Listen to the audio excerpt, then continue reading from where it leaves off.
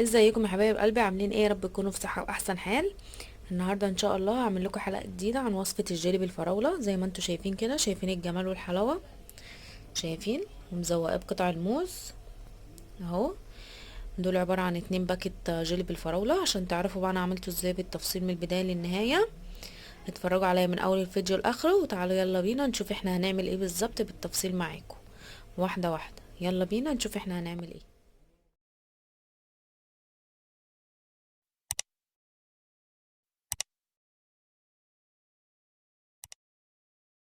النهارده حبايبي جيت اوريكم طريقه عمل الجيلي. زي ما انتم شايفين جيلي الفراوله بطريقه سهله وبسيطه، ومش هتاخد منك اي وقت ولا مجهود، وهنزوقها بالموز.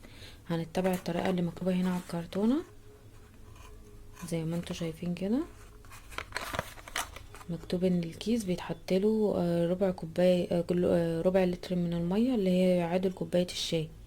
ميه مغليه، وبعد كده احطه واقلبه، وبعد كده اضيف تاني ميه بارده، وبعد كده اسيبه في التلاجة 4 ساعات عشان يتماسك. احنا ايه النهارده هنعمل 2 باكت فراولة من بتاعة ريم. هنجيب بقى الطبق بتاعنا هنا كده، هنتخذ الحاجة دي، هنفضي بقى. انا فاتحة الباكت اهو، هنفضي الاتنين. بسم الله.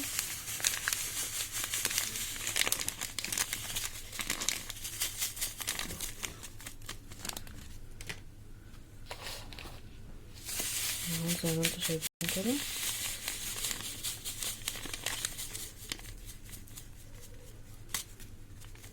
هنحط عليهم معلقتين سكر كبار. لو مش عايزة تحطوا سكر بلاش. دي 1 2.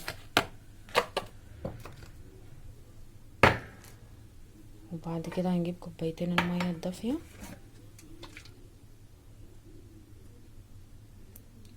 بسم الله.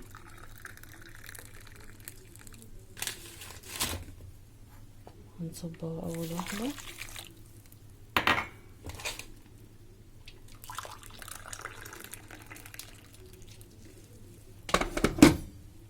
ودي تاني واحدة.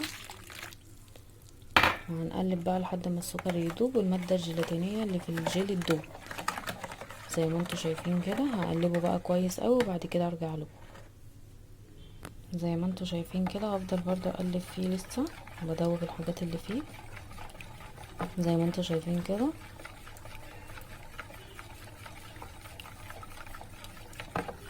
ما تنسوش بقى تعملوا لي لايك للفيديو، وتفعلوا زر الجرس عشان يوصلكوا كل جديد، وتعملوا شير. نفضل نقلب كده اهو. كل الحاجات اللي فيه دابت. هننزل بكوبايتين المية الباردة. ادي 1 ادي 2.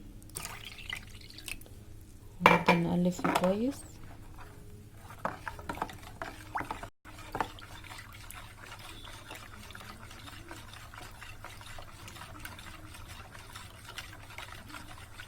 هقلب بقى فيه كويس، واقطع الموز ده شرايح وارجع لكم.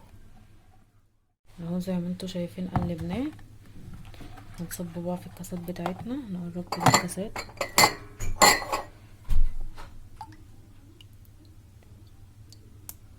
بسم الله.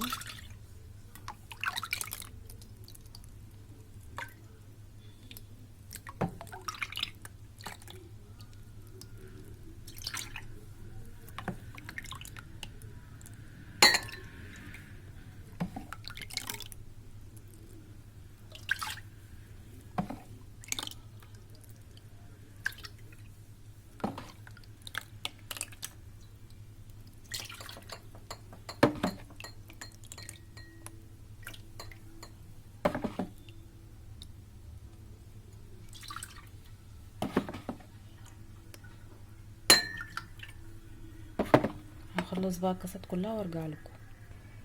اهو زي ما انتوا شايفين كده صبيته في الكاسات. زي ما انتوا شايفين اهو.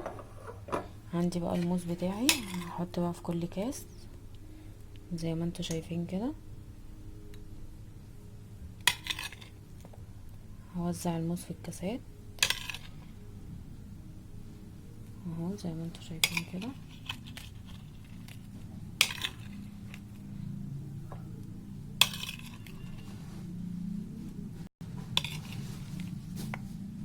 هخلص بقى الموز بتاعي في كل الكاسات بتاعتي دي كلها وارجع لكم. زي ما انتوا شايفين اهو، حطيت الموز في الجيلي اهو زي ما انتوا شايفين. هسيبه بقى في التلاجة 4 ساعات عشان يجمد، وبعد ال4 ساعات هبقى اوريكم الشكل النهائي بتاعه اهو. زي ما انتوا شايفين اهو، الاتنين باكت عملوا لي 4 كاسات زي ما انتوا شايفين كده. هخلصهم بقى واحطهم يجمدوا 4 ساعات في التلاجة وارجع لكم. وزي ما انتوا شايفين يا حبايبي، ده بقى الشكل النهائي للجيلي بتاعنا بعد ما جمد. هو خد مني حوالي 3 ساعات. شايفين بقى حلو ازاي ومتماسك اهو ازاي. شايفين؟ بصوا هدوق اهو معاكم.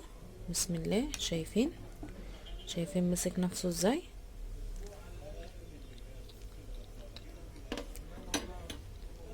عايزه اقول لكم طعمه تحفه تحفه تحفه، وحاجه كده خفيفه مش تاخد معاكي وقت، وفي نفس الوقت مفيده وسهله. اتمنى اللي هو الفيديو يعجبكم. ما تنسوش تعملوا لي لايك للفيديو وتفعلوا زر الجرس عشان يوصلكم كل جديد، وتعملوا لي شير، وتستنوني في حلقات جديده واكلات جديده مع منى. بس كده يا حبايبي.